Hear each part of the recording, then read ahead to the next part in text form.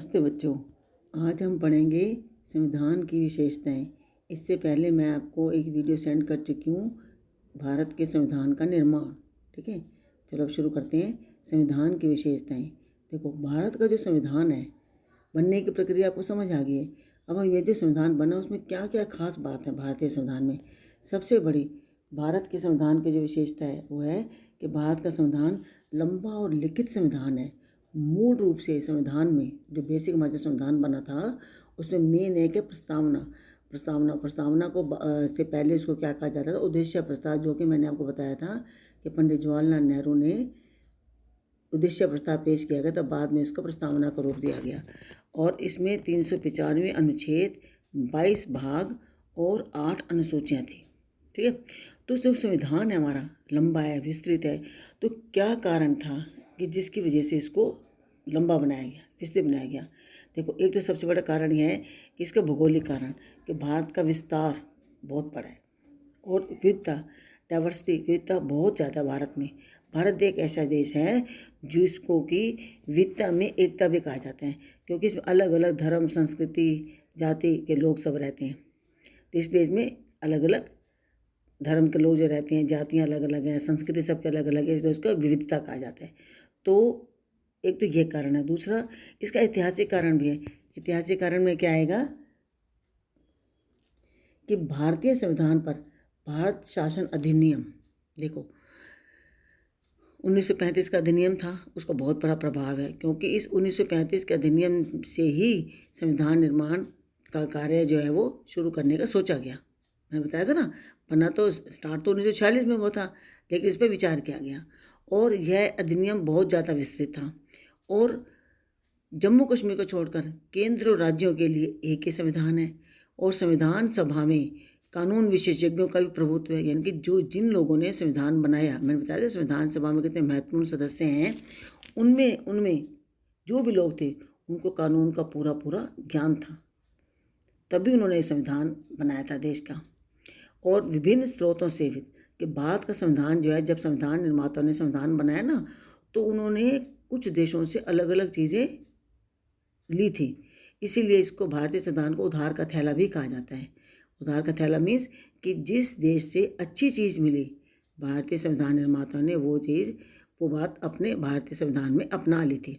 तो अलग अलग जगहों से इन्होंने अलग अलग बातें अपनाई। जैसे भारत के संविधान ने अपने अधिकतर उपबंध विश्व के कई देशों के संविधानों से लिया, जैसे कि अमेरिका से मूल अधिकार, ठीक है, और ब्रिटेन से क्या लिया, संसदीय सरकार व्यवस्था, और आयरलैंड से जो है राजनीतिक निर्देशक सिद्धांत, इस तरीके से।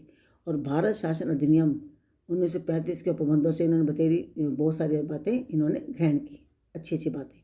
और इसके अलावा जो भारत का संविधान है हमारा, वो क्या है, नम्यता और अनम्यता का समन्वय है। नम्यता मीन्स लचीला और कठोर।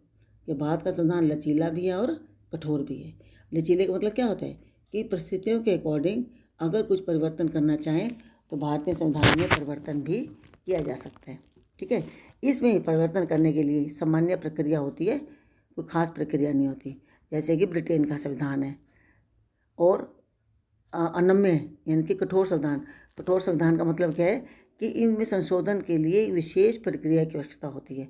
विशेष प्रक्रिया मीन्स कि संसद के दोनों सदनों के 2/3 बहुमत जो है मस्ट है परिवर्तन करने के लिए। अगर कोई संशोधन करना है, संशोधन का मतलब क्या होता है, कोई नई बात मान लो ऐड करनी है, या कोई जब संविधान बना था उस समय जो है जो लिखा गया, जब परिस्थितियों के अकॉर्डिंग वो चीज़ लागू नहीं हो सकती तो उसको हटाया भी जा सकता है। तो किसी चीज़ को जो, देखो संविधान जो बन गया, लागू हो गया, वो तो ठीक है, लेकिन उसमें समय के हिसाब से उसमें परिवर्तन भी करना होता है। तो कोई चीज़ अगर लागू होने के बाद सही ढंग से लागू नहीं हो पा रही या लोगों के लिए पॉसिबल नहीं है, जनता के लिए, तो उसको हटाया भी जा सकता है। तो पुरानी चीज़ को हटाना या नई को बात, जैसे 1992 में स्थानीय स्वशासन व्यवस्था महसूस की गई और वो उसको ऐड किया गया, तो उसको भी संशोधन कहते हैं। तो उसके लिए विशेष प्रक्रिया की आवश्यकता होती है, जैसे कि अमेरिका संविधान है। तो भारत के संविधान में दोनों विशेषताएं विद्यमान हैं। भारतीय संविधान के कुछ उपबंधों में संशोधन के लिए संसद में, जो मैंने बताया ना आपको, विशेष बहुमत की आवश्यकता पड़ती है। और कुछ उपबंधों में संशोधन सामान्य बहुमत की आवश्यकता होती है। जहाँ सामान्य बहुमत की आवश्यकता होती है तो उसको तो बोलते हैं लचीला, और जहाँ विशेष बहुमत की आवश्यकता होती है उसको बोलते हैं कठोर संविधान। इसका भारत के संविधान में नम्य और अनम्य दोनों प्रकार की विशेषताएं। नम्य और अनम्य मीन्स भारत का संविधान लचीला भी है और कठोर भी है, ठीक है। और एक जो सबसे बड़ी विशेषता भारतीय संविधान की, एकात्मकता की ओर झुकाव के साथ संघात्मक व्यवस्था। देखो, भारत का संविधान वैसे तो संघीय है, हमारा देश संघीय है। संघीय मतलब क्या होता है? दो चीज़ों का जोड़, जैसे कि केंद्र और राज्य। भारत में केंद्र भी और राज्य में संघीय की सबसे बड़ी पहचान क्या है? देखो, हमारा भारत देश में प्रधानमंत्री का पद भी और मुख्यमंत्री का भी।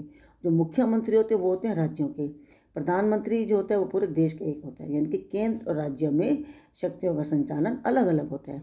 तो हमारे देश में शक्तियों का बंटवारा जब संविधान बना था तभी जो है शक्तियों का बंटवारा कर दिया था, केंद्र और राज्य दो स्तरों में था पहले भारत। ये तो बाद में ऐड किया गया ना, मैंने बताया ना, संशोधन किया जाता है भारत में संविधान में। तो वो स्थानीय स्वशासन की सरकार बाद में ऐड की गई। लेकिन जब हमारे देश का संविधान बना था उस समय संघीय व्यवस्था थी, केंद्र और राज्यों में शक्तियों का बंटवारा था। तो संविधान में देखो, कहने को तो संविधान में संघीय व्यवस्था है, लेकिन भारतीय संविधान का झुकाव किसकी तरफ है? एकात्मक की ओर। एकात्मक मीन्स केंद्र की ओर, कि शक्तियों का बंटवारा तो संविधान द्वारा हुआ है, कर लिया है। लिस्ट अलग अलग सूचियाँ दी गई हैं जिसमें केंद्र सरकार अपना अलग कानून बना सकते हैं और राज्य सरकार अलग। लेकिन महत्वपूर्ण विषय जो है सारे केंद्र के पास हैं। जब देश में किसी प्रकार की कोई प्रॉब्लम आ जाती है, समस्या आ जाती है, कोई इमरजेंसी आ जाती है, तो सारे देश का बागडोर किसके पास आ जाता है? केंद्र के पास। केंद्र के पास ज़्यादा शक्ति है। जैसे मैं इसके बारे में विशेषता बताती हूँ, फिर आपको समझ आ जाएगा कि संघात्मक होते हुए भी एकात्मक है। तो एकात्मक का मतलब क्या है? देखो, कि सशक्त केंद्र, ये तो आप पता ही है कि भारत देश जो है सारी शक्तियाँ केंद्र के पास अधिकतर हैं। केंद्र सशक्त है। अगर केंद्र शक्तिशाली नहीं होगा तो पूरे देश को संभालना मुश्किल हो जाता है। देखो, अगर देश में कोई इमरजेंसी आ जाती है तो केंद्र शक्तिशाली होगा तभी तो केंद्र उस इमरजेंसी से निपटारा कर सकता है ना। तो सशक्त केंद्र एक संविधान है, पूरे देश का संविधान एक है। और एकल नागरिकता मीन्स कि चाहे वो, देखो मैंने बताया कि हमारा देश संघीय है, केंद्र और राज्य, तो चाहे कोई व्यक्ति केंद्र में हो चाहे राज्य में हो, लेकिन उसकी नागरिकता एक ही है। पूरे भारत देश की नागरिकता एक ही मानी जाती है, चाहे वो नागरिक पूरे भारत के किसी भी भाग में रहता हो। और संविधान का लचीलापन, और भारत का संविधान लचीला है, क्योंकि देखो, अगर लचीला नहीं होगा तो बहुत मुश्किल हो जाता है परिस्थितियों के अनुसार अपने आप को चलाना। इसीलिए लचीला रखा जाता है कि अगर कोई परिवर्तन करना हो तो वो साधारण बहुमत से कर लिया जाता है। और एकीकृत न्यायपालिका, तो एकीकृत न्यायपालिका मीन्स कि पूरे देश की न्यायपालिका एक है। जैसे प्रधानमंत्री एक होता है, ऐसे न्यायपालिका भी एक है, जिसको कहते हैं सुप्रीम कोर्ट। देखो, जैसे हर राज्य का मुख्यमंत्री अलग अलग होते हैं, वो राज्यों को संभालते हैं, ऐसे हर राज्य की जो है उच्च न्यायालय, हाई कोर्ट होता है, ठीक है। लेकिन इन सबसे ऊपर होता है सुप्रीम कोर्ट। सुप्रीम कोर्ट पूरे देश की एक होती है। इसका मतलब पूरे देश की सुप्रीम एक है। इसका मतलब क्या है कि सारी अधिकतर शक्तियाँ किसके पास हैं? केंद्र के पास हैं। केंद्र और राज्यपाल की नियुक्ति भी केंद्र करता है। देखो, हर राज्यों में राज्यपाल होता है। जैसे राज्यों के मुख्यमंत्री होते हैं ना, देश को चलाते हैं, ऐसे राज्यपाल होता है हर राज्य का। लेकिन राज्यों के मुख्यमंत्री की तो नियुक्ति होती है और चुनाव होता है एमएलए की, वो तो जनता द्वारा चुने जाते हैं। लेकिन राज्यपाल का चुनाव नहीं होता। हर राज्य के राज्यपाल की नियुक्ति कौन करता है? केंद्र करता है। हर राज्य के राज्यपाल की नियुक्ति केंद्र करता है, ताकि केंद्र जो है राज्यों पर नियंत्रण राज्यपाल के थ्रू कर सके। राज्यपाल जो है राज्यों में केंद्र का एक किस्म से प्रतिनिधित्व करता है, प्रतिनिधि के तौर पर कार्य करता है। ये शक्ति भी केंद्र के पास है। और अखिल भारतीय जो सेवाएं होती हैं उनकी नियुक्ति भी केंद्र करता है। और सबसे बड़ी विशेषता एकात्मक संविधान की क्या है कि आपातकालीन प्रावधान। अगर देश में किसी प्रकार के कोई आपातकाल की व्यवस्था की समस्या आ जाती है, कोई इमरजेंसी आ जाती है, जैसे मैंने आपको बताया हुआ है कि पिछली वीडियो में, कि भारत देश में आपातकालीन शक्तियाँ किसके पास हैं? राष्ट्रपति के पास हैं। वो शक्तियाँ आपातकालीन की कौन सी हैं? जैसे देश पर कोई युद्ध हो जाता है, या किसी राज्य का शासन संविधान के अनुसार नहीं चल रहा, या वित्तीय कोई संकट आ जाता है, तो उस समय, साधारण समय में नहीं, इमरजेंसी के टाइम पर, उस समय पूरे देश का सारा बागडोर किसके पास आ जाती है? केंद्र के पास। इसका मतलब कहने को तो शक्तियों का बंटवारा है, लेकिन अधिकतर सारी शक्तियों का प्रयोग कौन करता है? केंद्र करता है। तो इस प्रकार भारतीय संविधान जो है संघात्मक होते हुए उसका झुकाव एकात्मक की तरफ है। और मैं आपको संघात्मक की भी विशेषता बताऊंगी कि अभी मैंने आपको बताया है कि संघात्मक संविधान की क्या विशेषता है कि 2 राज्य होते हैं, संघ और राज्य। दोनों की शक्तियाँ अलग अलग होती हैं। संघ मीन्स केंद्र, केंद्र अपने में स्वतंत्र होता है, राज्य अपने होते हैं। केंद्र जो है राज्य के मामलों में समय समय पर अगर राज्य चाहे तो इंटरफेयर करता है, हस्तक्षेप करता है, नहीं तो केंद्र अपना कार्य करता है, राज्य अपने कार्य। क्योंकि केंद्र का अलग केंद्र, पूरे देश का केंद्र तो पीएम होता ही है, प्रधानमंत्री, लेकिन राज्यों का मुख्यमंत्री होता है। इससे दोनों अपने अपने क्षेत्र में अलग अलग कार्य करते हैं, क्योंकि इनकी शक्तियों का बंटवारा संविधान द्वारा पहले से ही कर दिया जाता है। और शक्तियों का विभाजन मैंने बताया ना आपको, संघ सूची, राज्य सूची। जैसे संघ सूची है उसके ऊपर कानून बनाने का अधिकार किसको होता है? केंद्र सरकार को होता है। और राज्य सूची में कानून बनाने का अधिकार होता है, राज्य सूची के जो विषय होते हैं उनमें कानून बनाने का अधिकार होता है राज्यों के मुख्यमंत्री को। ठीक है, तो इस तरीके से। और तीसरी सूची है संवर्ती सूची। संवर्ती सूची में केंद्र को भी कानून बनाने का अधिकार है। संवर्ती सूची के जो विषय होते हैं उसमें केंद्र को भी कानून बनाने का अधिकार होता है और राज्यों को भी होता है। लेकिन यहाँ भी देखो, संघात्मक होते हुए भी एकात्मक की तरफ ज़्यादा जोर है, इनका झुकाव ज़्यादा है। क्यों? क्योंकि संवर्ती सूची के जो विषय होते हैं उनमें कानून बनाने का अधिकार केंद्र और राज्य दोनों को है।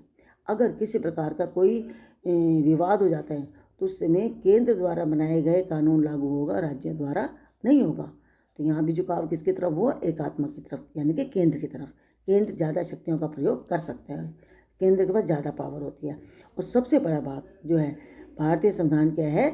लिखित संविधान है। क्या है भारत संविधान? लिखित। इसमें किसी प्रकार की शक्तियाँ जो हैं वो कोई भी इसमें परिवर्तन नहीं कर सकता, कोई भी। भारतीय संविधान में संविधान की सर्वोच्चता, भारतीय संविधान क्या है? सर्वोच्च है। यानी कि जो संसद है, संसद से भी ऊपर जो है वो संविधान है। संविधान क्या, जब हमारे देश में वैसे तो संसद सर्वोच्च होती है, लेकिन संसद से ऊपर क्या होता है? संविधान है। संविधान में जो लिखा होता है उसको संसद को भी मानना पड़ता है। और सबसे बड़ी बात, संविधान की कठोरता। हमारा संविधान मैंने बताया लचीला भी है और कठोर भी है। तो ये इसलिए रखा गया कठोर ताकि कोई भी जो है इसको अपनी मर्जी से परिवर्तन इसका ना कर सके, कोई भी सरकार। और सबसे बड़ी बात जो है हमारे संविधान की, स्वतंत्र न्यायपालिका स्वतंत्र है। कैसे? कि जैसे संसद है और कार्यपालिका है। संसद जो है कानून बनाती है, कार्यपालिका उन कानूनों को लागू करती है। तो कार्यपालिका के जो सदस्य होते हैं, जैसे कि प्रधानमंत्री है, राष्ट्रपति है, ये सब कहाँ से लिए जाते हैं? संसद से। संसद राष्ट्रपति के चुनाव में भाग लेती है और कार्यपालिका किससे बनती है? संसद से बनती है। लेकिन जो न्यायपालिका है उनका चुनाव नहीं होता, न्यायपालिका की नियुक्ति होती है, इनका चुनाव नहीं होता। न्यायपालिका को सरकार के दोनों अंगों से स्वतंत्र रखा गया है। ठीक है, इसलिए हमारे देश की न्यायपालिका स्वतंत्र है, ताकि इसके ऊपर किसी प्रकार का कार्यपालिका का प्रभाव ना हो, जोर ना हो। और द्विसदनीयता, द्विसदनीय मतलब क्या होता है कि भारत के 2 सदन हैं हमारे संविधान, सरकार के लोकसभा और राज्यसभा, 2 सदन हैं। केंद्र के लोकसभा के चुनाव होते हैं वो केंद्र के होते हैं और राज्यसभा के राज्यों के होते हैं। इस प्रकार भारत का संविधान संघीय सरकार की स्थापना करता है, परंतु संविधान में एकात्मकता और गैर संघीय लक्षण बड़ी संख्या में विद्यमान होते हैं। ठीक है, इस प्रकार भारत का संविधान संघीय सरकार की स्थापना करता है, परंतु भारतीय संविधान में एकात्मकता और गैर संघीय लक्षण बड़ी संख्या में विद्यमान है। और भारत के संविधान में संघीय शब्द का इस्तेमाल नहीं किया गया कभी भी। देखो, जब संविधान बना था ना, उसमें भारत में संघीय शब्द नहीं इस्तेमाल किया गया था। क्या किया गया था कि संविधान के पहले अनुच्छेद में ही भारत का उल्लेख राज्यों के संघ के रूप में किया गया। राज्यों के संघ, ये नहीं कहा कि संघीय है, यानी कि सारे राज्यों को मिलाकर एक केंद्र बने, देश बने। अर्थात भारतीय संघ राज्यों के बीच हुए किसी समझौते का निष्कर्ष नहीं है। ये किसी भी राज्य को संघ से अलग करने का अधिकार नहीं है इसमें। और सरकार का संसदीय रूप मीन्स कि संसदीय व्यवस्था विधायिका और कार्यपालिका के मध्य समन्वय और सहयोग के स्थान पर आधारित है। इट मीन्स, जैसे मैंने अभी बताया आपको, हमारे जो सरकार है, हमारे देश की भारत सरकार का रूप क्या है? संसदीय मीन्स कि सारी शक्ति जो है किसके ऊपर है? किसके पास है? विधायिका के पास है।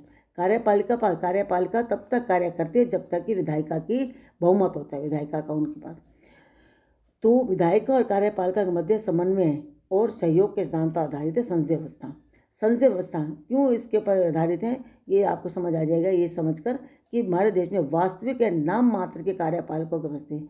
वास्तविक और नाम मात्र मीन्स कि वास्तविक शक्ति किसके पास है, विधायिका के पास, संसद के पास, और जो नाम मात्र हैं वो हैं राष्ट्रपति, जो कि कार्यपालिका में आते हैं। नाम इनके पास पावर नहीं है, ये वही कार्य करेंगे जैसे कि संसद करेगी। संसद की मर्जी के बिना ये कार्य अपनी मर्जी से नहीं कर सकते, इसीलिए इनको नाम मात्र कहा जाता है। और वे बहुमत वाले दल की सत्ता होती है। इसमें बहुमत वाले दल मीन्स जैसे लोकसभा के चुनाव होते हैं तो जिस पार्टी को बहुमत मिलता है उसी की सरकार बनेगी ना, तो बहुमत वाले दल की सत्ता होती है, उन्हीं का नियंत्रण होता है कार्यपालिका के ऊपर।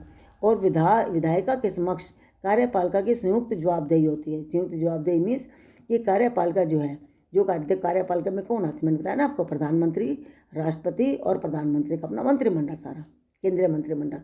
तो जो भी कार्य करते हैं मंत्रिमंडल, तो उन सब की जवाबदेही विधायिका को इनको करनी पड़ती है। विधायिका जो भी प्रश्न पूछती है कार्यपालिका को उन प्रश्नों का उत्तर देना ही होता है जब तक कि विधायिका उनके प्रश्नों से संतुष्ट नहीं हो जाती। और विधायिका में मंत्रियों की सदस्यता, इट मीन्स जो मंत्री हैं, जो बनते हैं, वो मंत्री बनने से पहले उनको किसकी सदस्यता ग्रहण करनी होती है, विधायिका में, संसद में, लोकसभा में उनको MP बनना जरूरी होता है, बाद में जाकर वो मंत्री बनते हैं फिर। और प्रधानमंत्री या मुख्यमंत्री का नेतृत्व भी करते हैं। प्रधानमंत्री का नेतृत्व जो है और मुख्यमंत्री का नेतृत्व भी विधायिका करती है। निचले सदन का विघटन, जैसे कि लोकसभा और विधान, मैंने कहा ना, लोकसभा केंद्र में, विधानसभा राज्यों में, इनका विघटन भी जो है, देखो ये कार्यपालिका में आते हैं प्रधानमंत्री और मुख्यमंत्री, लेकिन ये कार्यपालिका में आने से पहले ये पहले क्या बनते हैं, लोकसभा के बहुमत दल का नेता होते हैं। जिसको बहुमत मिलता है वही नेता बनता है ना, जैसे प्रधानमंत्री लोकसभा का बहुमत दल का नेता और मुख्यमंत्री राज्य सरकार के जो 2 सदन होते हैं, विधानसभा, उसका बहुमत दल का नेता। तो जहाँ से ही चुने आते हैं और उन्हीं से वही इनको, अगर ये सही ढंग से कार्य नहीं करते समय से पहले उनको विघटित भी या उनको हटा भी सकते हैं। निचले सदन, ये इनको निचला सदन कहा जाता है। निचला सदन मीन्स कि जनता द्वारा जो है ये प्रतिनिधि सदस्य चुने जाते हैं, ये प्रतिनिधि चुने जाते हैं लोकसभा के और विधानसभा के। तो ब्रिटिश संसद की तरह भारतीय संसद संप्रभु नहीं है। संप्रभु मीन्स कि ब्रिटिश संसद जो है इसके पास पावर नहीं है, ये जो भी कार्य करती है जनता के हिसाब से करती है। हमारे लोकतंत्र, भारतीय लोकतंत्र में जनता जो है शक्ति का स्रोत है। संसद अपनी मर्जी से कार्य नहीं करती। भारतीय संसद, हालांकि ब्रिटिश संसद जो है संप्रभु है, वो शक्तिशाली है, अपनी मर्जी से डिसीजन ले सकती है, लेकिन भारतीय संसद ऐसा नहीं कर सकती। भारत का प्रधान अथवा राष्ट्रपति निर्वाचित होता है, और सबसे बड़े भारत का जो प्रधान होता है ना, वो देश का प्रधान, वो निर्वाचित होता है। राष्ट्रपति का चुनाव होता है, बेशक वो अप्रत्यक्ष रूप से होता है, जनता इसमें भाग नहीं लेती, लेकिन जनता द्वारा चुने हुए प्रतिनिधि जैसे कि MPs और MLA सब भाग लेते हैं, तो निर्वाचित होता है ये। जबकि ब्रिटेन में क्या उत्तराधिकारी व्यवस्था है और संसदीय और नेक्स्ट विशेषता इसकी कि संसदीय संप्रभुता और न्यायिक सर्वोच्चता में समन्वय था। भारतीय संविधान निर्माताओं ने ब्रिटेन की संसदीय संप्रभुता और अमेरिका की न्यायपालिका सर्वोच्चता के बीच संतुलन बनाने की प्राथमिकता दी है। देखो, ब्रिटेन की संसद जो है संप्रभु है और अमेरिका की न्यायपालिका सर्वोच्च है, तो उन्होंने कहा कि इसमें उचित संतुलन को इन्होंने प्राथमिकता दी है, क्योंकि एक और जहाँ सर्वोच्च न्यायालय अपनी न्यायिक समीक्षा की शक्तियों के तहत संसदीय कानूनों को असंवैधानिक घोषित कर सकती है सर्वोच्च न्यायालय, वहीं दूसरी संसद संवैधानिक शक्तियों के बल पर संविधान के बड़े भाग में संशोधन भी कर सकती है। तो जैसे 9वीं अनुसूची में अगर सर्वोच्च न्यायालय अगर संसद द्वारा कोई कानून बनाए जाते हैं तो उनको असंवैधानिक, अगर वो संविधान के अनुसार नहीं होते तो उनको असंवैधानिक घोषित भी कर सकती है।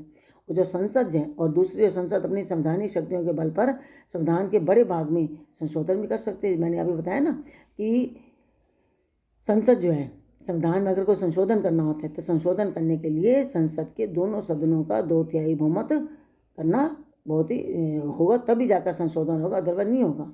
जैसे कि 9वीं अनुसूची में आने वाले सभी प्रावधान न्यायिक समीक्षा से बाहर है। 9वीं अनुसूची की स्थापना संसद द्वारा की गई है, क्योंकि 9वीं अनुसूची जिसकी स्थापना संसद ने की है उसमें न्यायपालिका हस्तक्षेप नहीं कर सकती। क्यों? क्योंकि इसकी स्थापना संसद द्वारा की गई है। और भारतीय जो न्यायपालिका वो एकीकृत है और स्वतंत्र है। एकीकृत मीन्स कि राज्यों की है हाई कोर्ट में, अलग अलग हाई कोर्ट में जैसे उच्च न्यायालय हैं, लेकिन वो एकीकृत मीन्स हर राज्यों की है उच्च न्यायालय में है न्यायपालिका, लेकिन पूरे देश की न्यायपालिका एक है। भारतीय संविधान एक ऐसी न्यायपालिका की स्थापना करता है जो अपने आप एकीकृत तो है ही है एक पूरे देश की। देखो, अगर हम राज्य में जैसे हम किसी स्टेट में रहते हैं, अगर हम वहाँ से कोई मुकदमा हार गए तो हम हाई कोर्ट से, तो हम दूसरी स्टेट से नहीं लड़ सकते उसको, फिर हम सीधा सुप्रीम कोर्ट में जाएंगे, वही मेन डिसीजन माना जाएगा ना। अगर कोई आगे अप्लाई करता है तो, अपील करता है तो। इसके साथ साथ जो न्यायपालिका हमारी स्वतंत्र है। सर्वोच्च न्यायालय एक संघीय अदालत है, यह शीर्ष न्यायालय है। हमारा सर्वोच्च न्यायालय संघीय अदालत है। संघीय अदालत मतलब क्या है कि राज्यों के मुकदमे भी जो हैं सर्वोच्च न्यायालय में आते हैं, केंद्रीय अदालत एक किस्म से। और ये शीर्ष न्यायालय है, इसके ऊपर कोई न्यायालय नहीं है। और ये संविधान का संरक्षक है।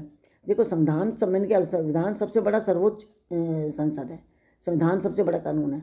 और उसके बाद जो संसद है, संसद जो है संविधान की बातों की सम्मान करती है, उन्हीं के हिसाब से संसद जो है सब कानून बनाती है। इसीलिए संसद जो है संविधान के संरक्षक भी है। संविधान में सर्वोच्च न्यायालय की स्वतंत्रता के प्रावधान क्या हैं कि सर्वोच्च न्यायालय जो स्वतंत्र बनाई गई है, क्यों बनाई गई है? ताकि ये न्यायालय जो है स्वतंत्रतापूर्वक अपना निर्णय ले सके।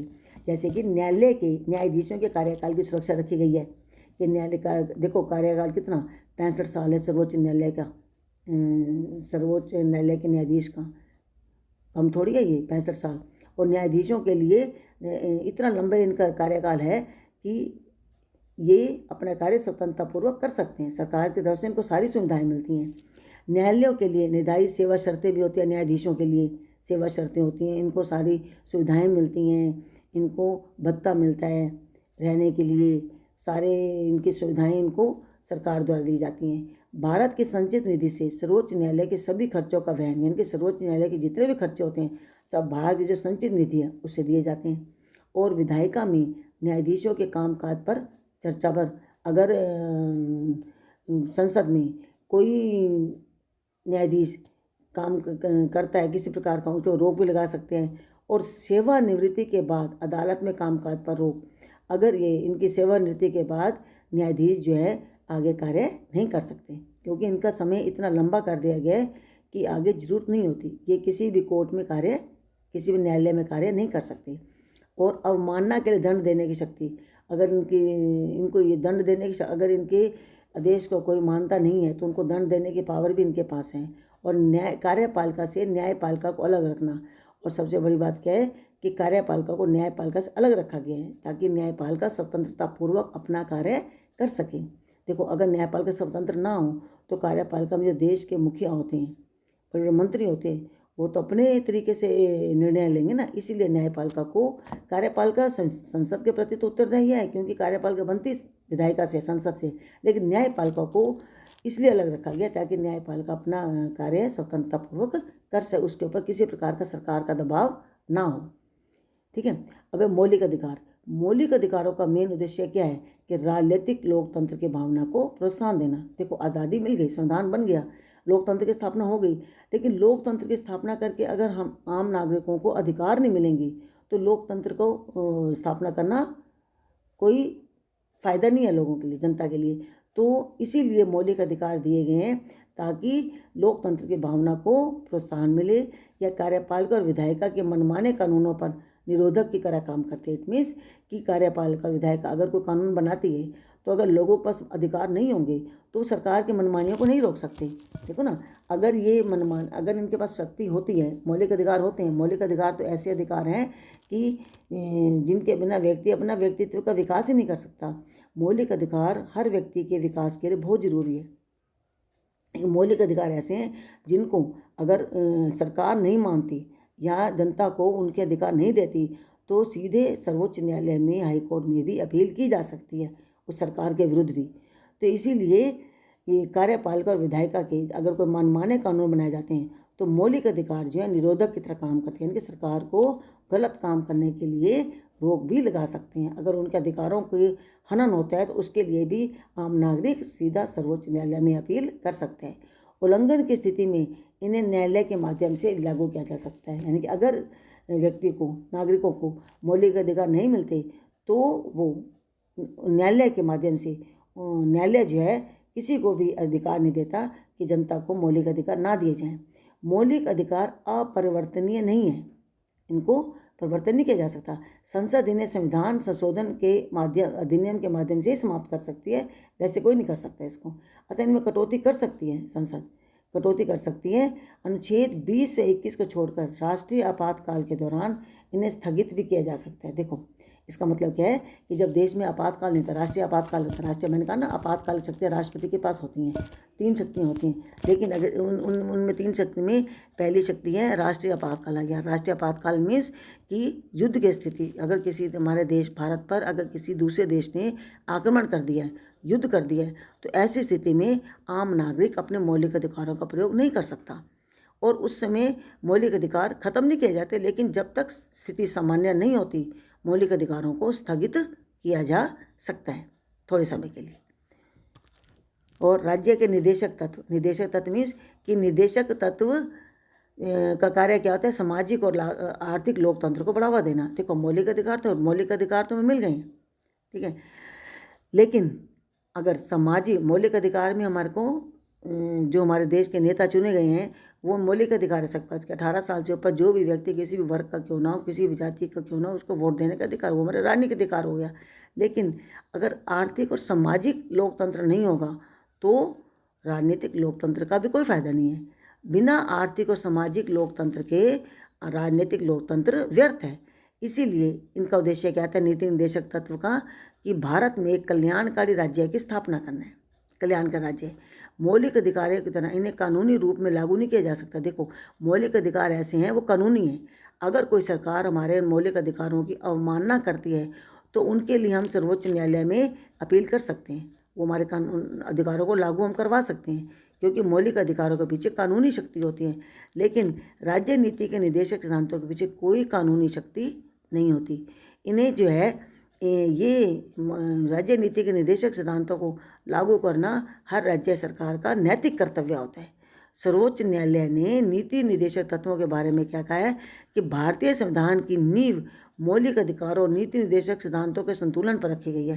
देखो अगर नीति निदेशक सिद्धांतों को भी अपनाया गया है, आर्थिक और सामाजिक लोकतंत्र को अपनाया गया है, अर्थव्यवस्था को अपनाया गया है, समाज में सबको पूरा अधिकार दिया गया है समाज में, तो सर्वोच्च न्यायालय ने इस बार में यही कहा है कि मौलिक जो संविधान की नींव रखी गई है किसके ऊपर रखी गई है, मौलिक अधिकारों पर और नीति निदेशक सिद्धांतों के संतुलन पर रखी गई है। दोनों होना बहुत जरूरी है, मौलिक अधिकार भी और निदेशक सिद्धांत भी। और मौलिक अधिकारों के साथ साथ हमारे लिए और क्या जरूरी है, मौलिक कर्तव्य।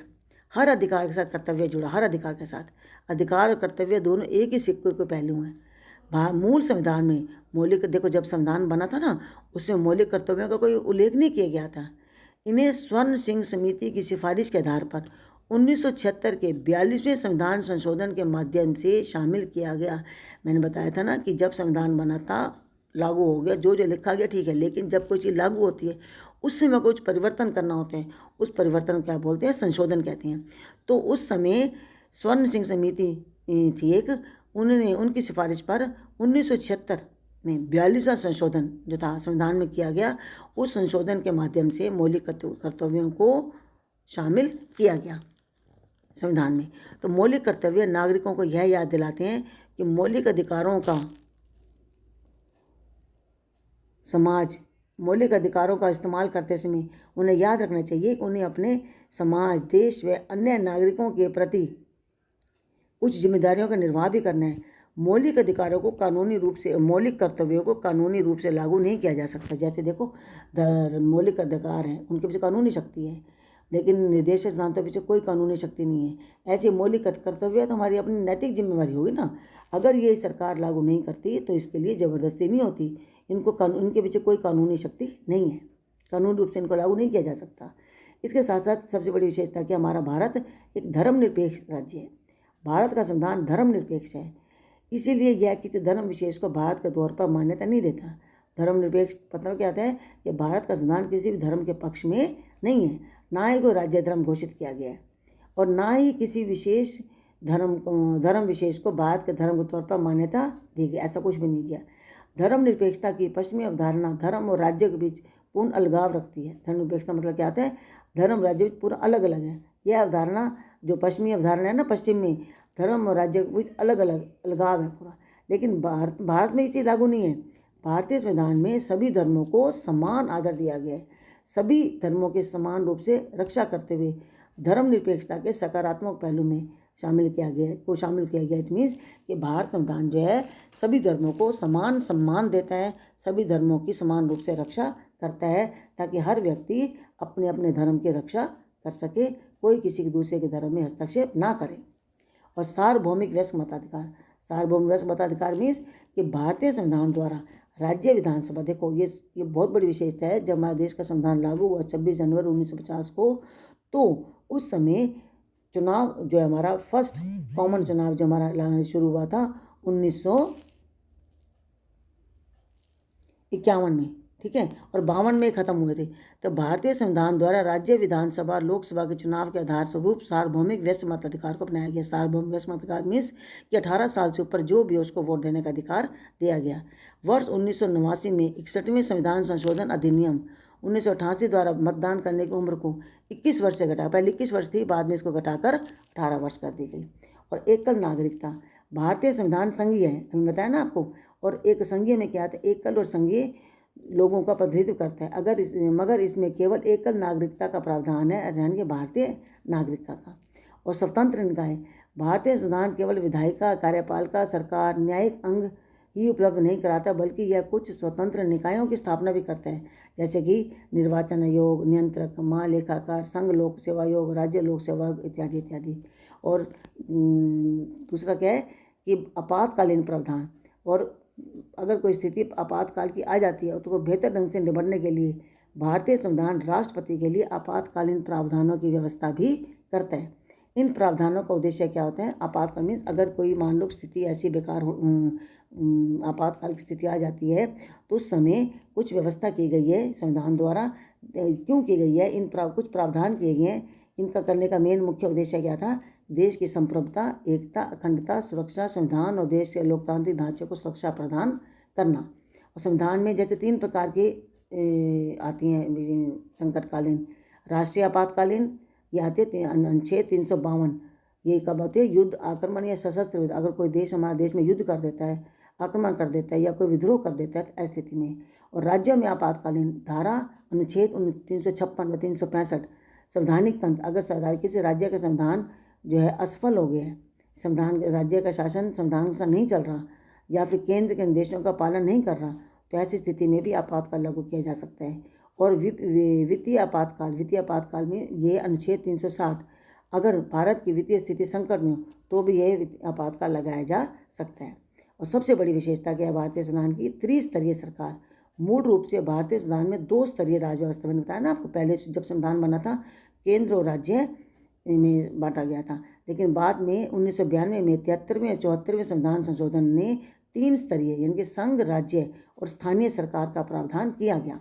यानी कि पहले जो है संघ राज्य थे, बाद में स्थानीय सरकार को भी जोड़ दिया गया संशोधन करके, जो विश्व के अन्य किसी भी संविधान में ऐसा नहीं है। ठीक है बच्चों, ये मैंने आपको संविधान की विशेषता समझाई है। आगे मैं नया चैप्टर और करवाऊंगी। ठीक है, धन्यवाद बच्चों।